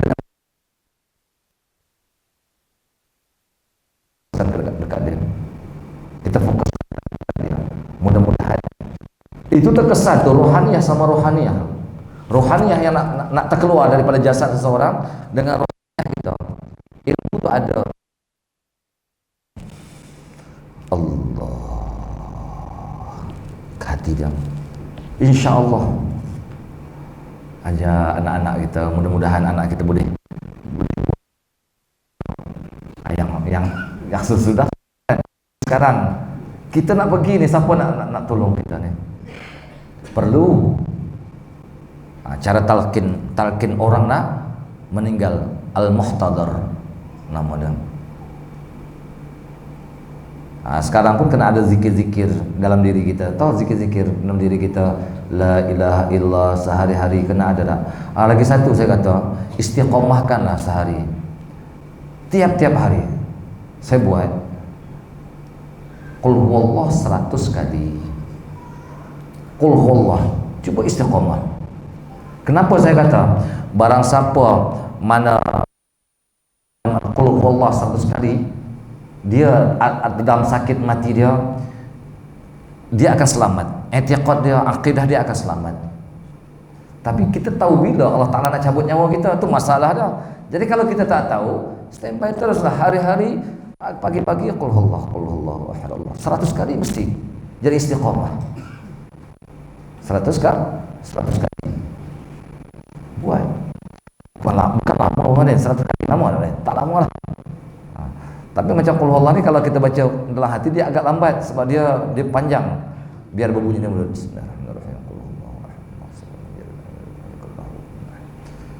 Bunyi agak yang berbunyi agaklah. Ini memudahkan. Cuba istiqamah hari-hari. Bahkan kalau orang istiqamah dengan qul huwallahu ahad, dosa dia diampunkan. Dosa yang kecil habis diampunkan. Orang-orang dulu tu amal. Saya ingat qul huwallah ni saya dah umur 13 dapat dah masa saya mengaji di Temu. Kalau Kiai Haji Anwar ni dia suruh murid-murid dia suruh sehari mesti baca qul huwallah 100 kali. Kita pun masa tu bukan tahu apa, ikut je zikir qul huwallahu ahad, Allahus samad, budak-budak masa tu. Amalkan sebab kita tak tahu ajal kita macam mana dia. Kalau orang amal qul huwallah 100 kali sehari, dia akan lepas daripada sakit mati, dia akan terpelihara insya-Allah. Kalau pada yang Mekah ni dengan qul huwallahu ahad dia meninggal. Tasbih jatuh tu dia pegang, dia terbaring dah, murid mengaji qul huwallahu ahad, tasbih jatuh di tangan tu dengan qul huwallahu ahad. Amalkanlah 100 kali, bukan banyak pun. Istiqamah hari-hari. Insya-Allah selamat kita. Ya, okey. Bila seseorang tadi dah mati, tadi saya cerita orang muhtadar. Muhtadar ni orang yang nak pergi sampai masa pejam mata. Lagi satu masalah laqad ja'akum saya dah bagikan, amalkan laqad ja'akum insya-Allah. Pagi subuh 3 kali, lepas main subuh, lepas main maghrib 3 kali. Ini untuk jaga iman kita. Kenapa di situ ayat tu menceritakan apa? Mahabbah Rasulullah, harisun alaikum. Haris Rasulullah ni kalau boleh semua dia nak umat dia. Itu ayat tu ayat kecintaan, cintanya Rasulullah. Kalau cintanya Rasulullah di sini minta kita ni selamat. Orang yang beramal laqad ja'akum insyaallah diberi keselamatan, diberi mati dalam keadaan husnul khatimah. Insyaallah, saya kata insyaallah, saya nak berkeyakinan tak boleh. Itu sifat yang harus bagi Allah Subhanahu wa taala. Kan? Baca selawat penting nih. Al-umur bi khawatimiha, segala pekerjaan pandang kepada sudah kita, bukan sekarang. Tahu, kita pandang sekarang amalan kita banyak, oh aku ni syurga dah, tak tentu lagi, tak tentu. Kita minta hujung kita nanti, hujung kita kalimat la ilaha illallah, kalimat Allah, kepahaman tersebut, itu selamat. Okey, yang bahasan yang kedua saya nak bahas iaitu apa dah? Apabila seseorang mati, apa tindakan kita? Seorang tadi dah pejam mata. Tadi saya suruh baca surah Ar-Ra'du ya. Bila pejam mata dah, yang pertama sekali ni mata dia ni gosok sampai dia terpejam. Ada saya tengok orang dah meninggal mata terbuka lagi. Ni dah mati dah ni. Kenapa? Ketika baru mati itu dia tak gosok mata mayat ni. Alamat mati senang. Bila alamat mati itu kaki tu orang turun betul-betul, ni mati betul dah. Nadi tak bergerak, pegang ni tak bergerak. Tulang belakang ni rapat. Kalau dibaring kat lantai ni dia jadi rapat. Kalau kita baring ni dia agak naik ke atas tulang belakang kita nih. Tapi kalau kita mati, tulang tuh rapat ke lantai. Paling mudah panggil dokter ya Baden. Sahkan kematian. Dan lagi satu masalah kalau orang meninggal dengan sebab kena gigit ular. Ini jangan kita cepat nih. Ini ketika saya mengaji Habib Masyarah masa sebut nih. Gigit ular. Kalau lain tuh lain lah. Kalau biasa gigit ular nih, dia kadang bukan mati gitu. Dia hidup gitu. Tapi kita nampak segi zuhir, kita tak dapat kesan. Kalau gigit ular, lambatkan sikit. Tengok kalau dah betul-betul ada alamat-alamat kematian tu, tak apa kita uruskan. Dia bukan mati lagi. Yang tu. Okey, bila dah mati, kita ni tekan mata ni. Dah tekan mata, kita letakkan di atas katil tempat tinggi. Kenapa letak di tempat tinggi? Nombor 2 letak tempat tinggi. Pertama, kita urut mata dia turun ke bawah. Yang kedua, letakkan di atas katil. Kalau kita tak letak di atas katil, graviti dah tarik dah dia ni. Kalau kita letak macam tu, nanti masa ngurus mayat dia jadi berat. Kalau kita letak di tempat tinggi, masa ngurus mayat kita nak bawa dia agak ringan sikit. Kita ni tumpang badan orang macam mana ni? Kalau ketika hidup tumpang badan orang ni, kita kadang-kadang boleh lagi imbang badan kita. Dia agak ringan sikit orang bawa. Tapi kalau orang mati dah betul-betul habis dah. Graviti tu dah tarik dah. Okey, kita letak di atas sunat, atas katil. Yang ketiga, bukakan pakaian dia ni. Pakaian ketika dia meninggal. Kalau baju pagoda ke apa kau bukakan. Pakai kain lepas dia, sarungan kain ke atau kain lepas, tutup badan dia. Segala pakaian ketika dia mati asingkan. Okey, 3 dah ya. Nombor 4, ikat dagu dia dengan kain agak lebar naik ke atas. Ikat dagu. Dah 4 dah. Lepas tu ikat mana kaki dia rapatkan, jangan begitu buka macam tu. Ikatkan dengan kain yang lebar. Seterusnya letakkan benda agak berat, jangan berat sangatlah. Pedang orang kata ataupun cermin letak di perut dia. Kiamkan tangan dia, badan dia tutup dah tadi. Hadapkan kiblat. Kita nak urus. Kalau di sini orang pakai ada satu istilah apa? Mandi bakai. Tak kisah. Nak buat tu tak buat pun tak apa, nak buat pun tak apa. Dia kadang mungkin ketika dia meninggal tu ada terkeluar najis ke apa ke, basuh yang tu sahaja. Dia tak perlu bawa ke bilik air. Kalau kita ada tisu basah apa semua tu, sapu tu tak apa. Sapu bagi bersih. Kalau kita nak jurus mungkin basah payah. Kita sapu-sapu. Tutup badan dia ni. Baru panggil urus jenazah. Pengurusan. Ini kita nak mengurus macam mana bila dah mati tu, macam mana panggil bising sana pukul 3 pagi panggil tu imam. Oh, tu imam pula tidur. Pukul 3 pagi orang meninggal. Ketuk rumah tu imam. Marah tu imam ni. Gitu. Uruslah kita. Pagi esok tak apalah, dah pagi-pagi panggil tu imam. Tapi nak bertindak, tapi nak tak tahu nak buat macam mana, banding kena panggil jugalah. Siapa yang reti tolonglah. Susah juga kalau ilmu tak tahu. Okey, faham ya?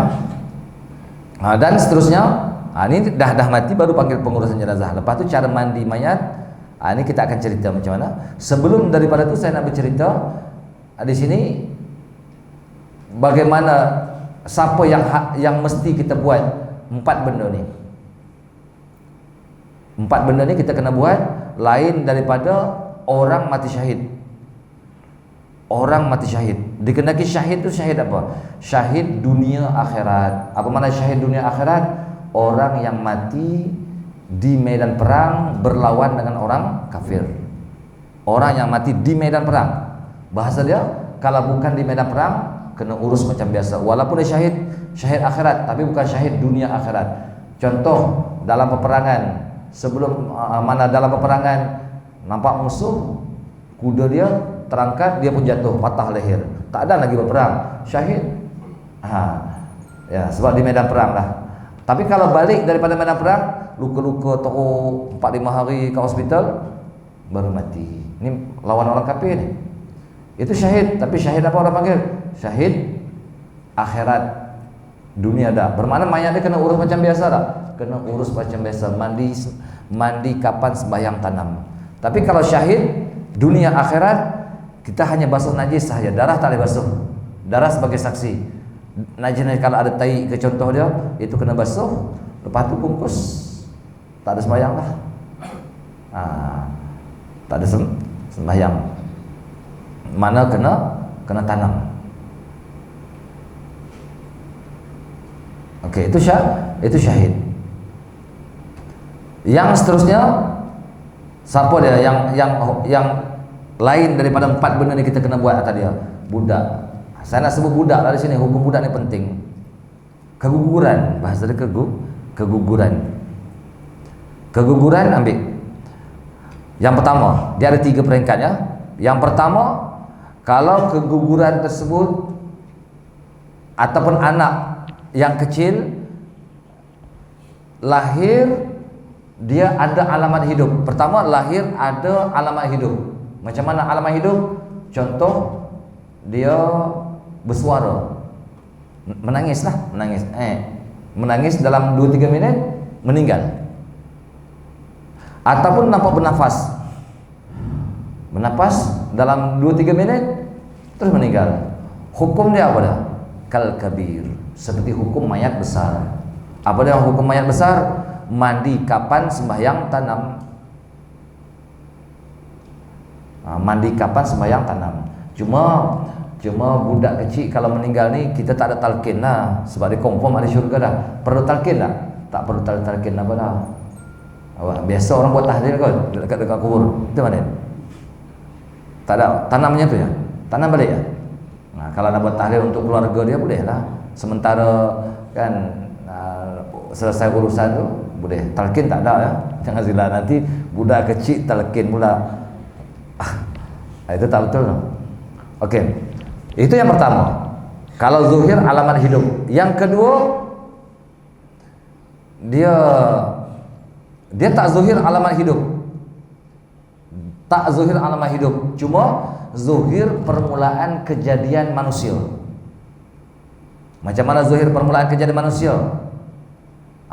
Kalau anak tadi dalam perut, contoh kalau dia lahirkan nampak jari dia masih lagi rapat, dia tak terpisah lagi kata. Contohlah ni saya kata. Ataupun mata ada nampak lekuk mata tapi dia tak terbuka lagi. Zuhir permulaan kejadian, bukan zuhir alamat. Zuhir permulaan kejadian, bukan zuhir mana alamat dia hidup. Zuhir alamat hidup dia kena lahir dulu. Ini zuhir permulaan kejadian. Apa hukum dia? Kalaulah bawah pada mana 4 bulan kita kuning tu mana? Mana ada? Merah.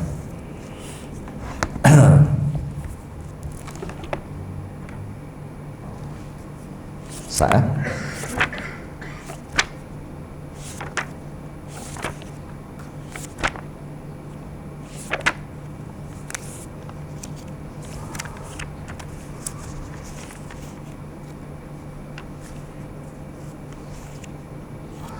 Okey.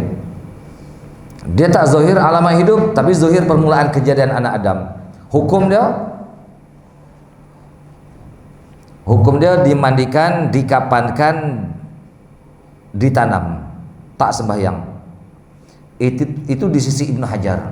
Mandi, kapan, tanam. Walaupun contoh dia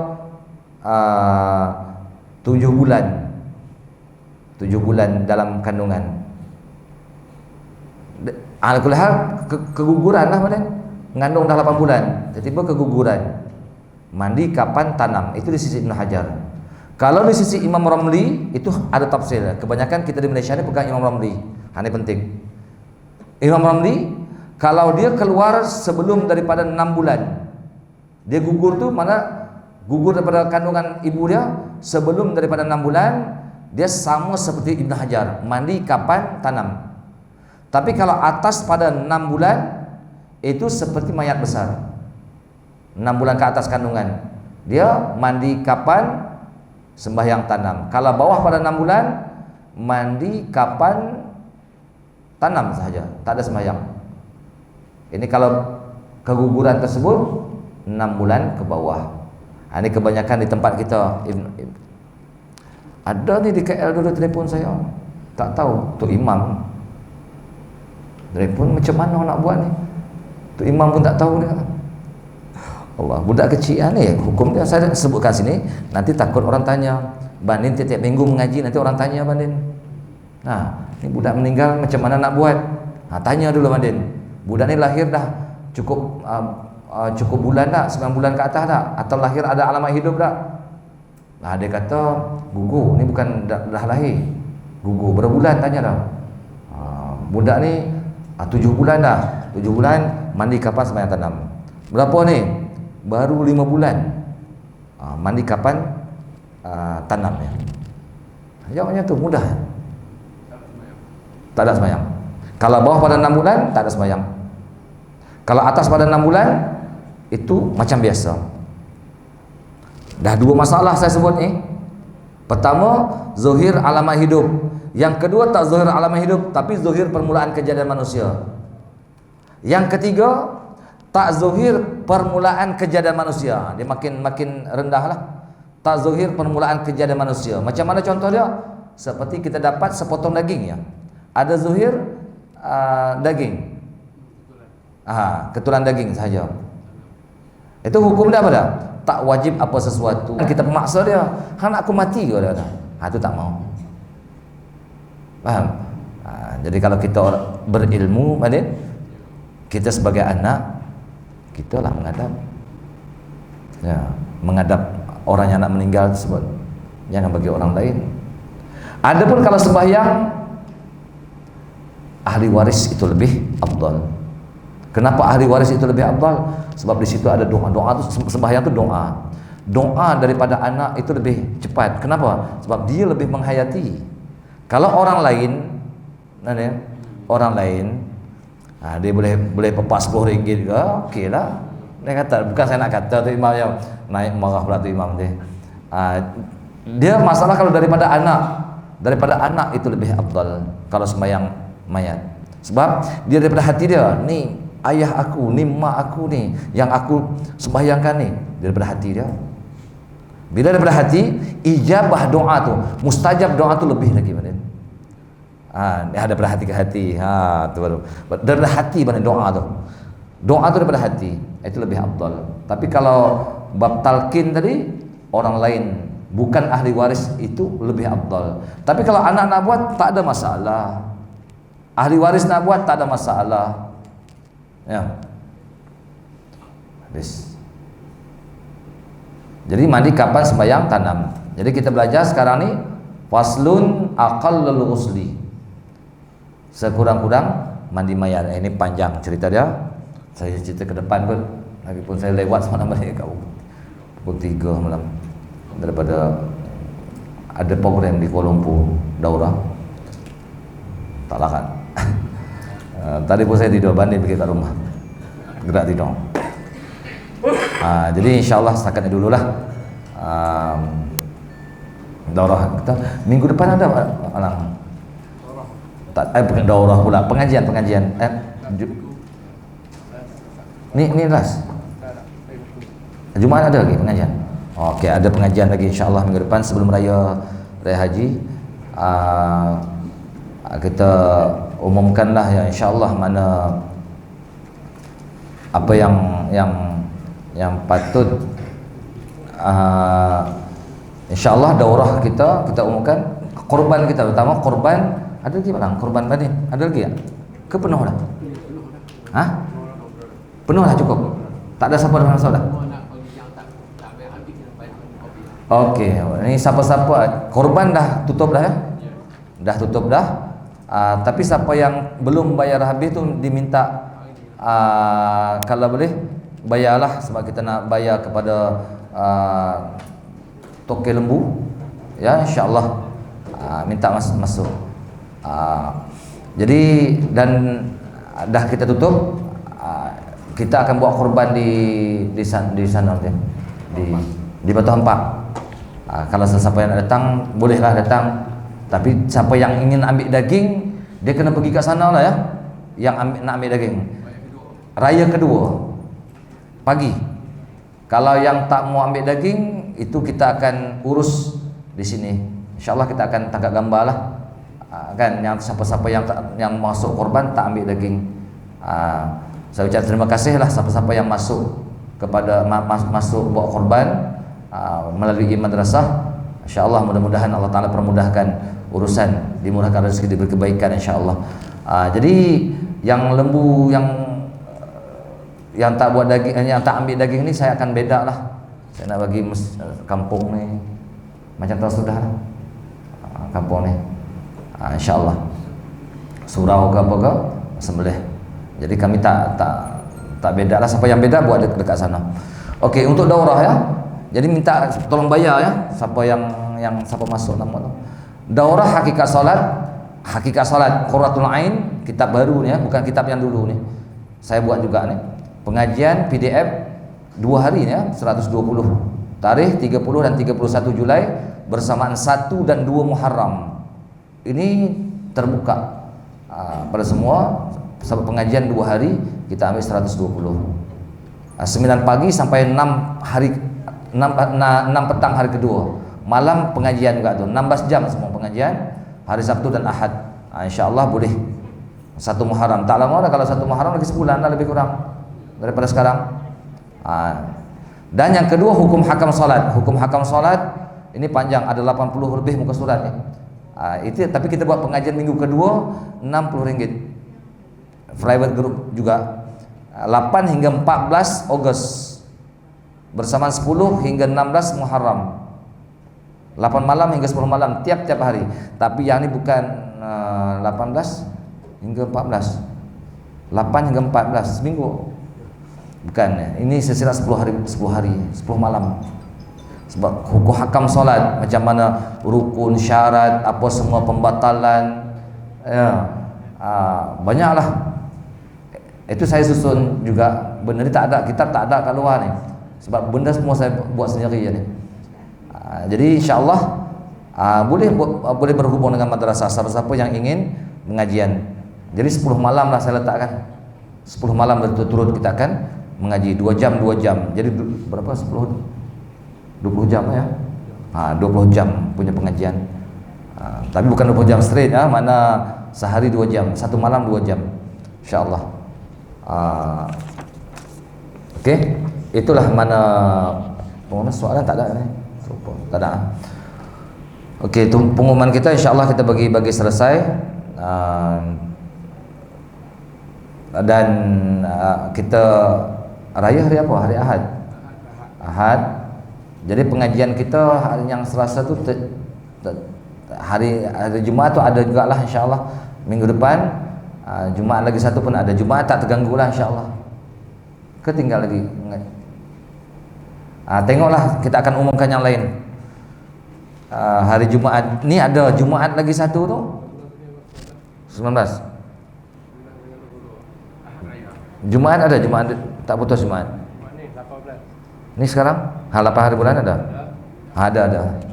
Jadi Jumaat tak ada putus lah, insya-Allah ya. Wallahu a'lam.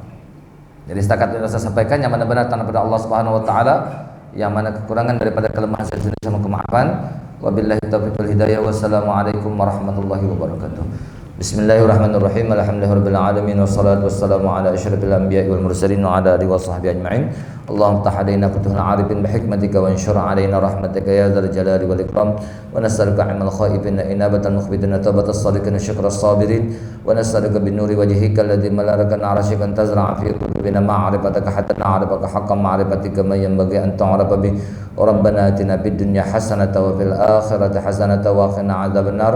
Wa sallallahu ala sayyidina Muhammad wa ala alihi wa sahbihi wasallam. Alhamdulillahirabbil alamin. Allah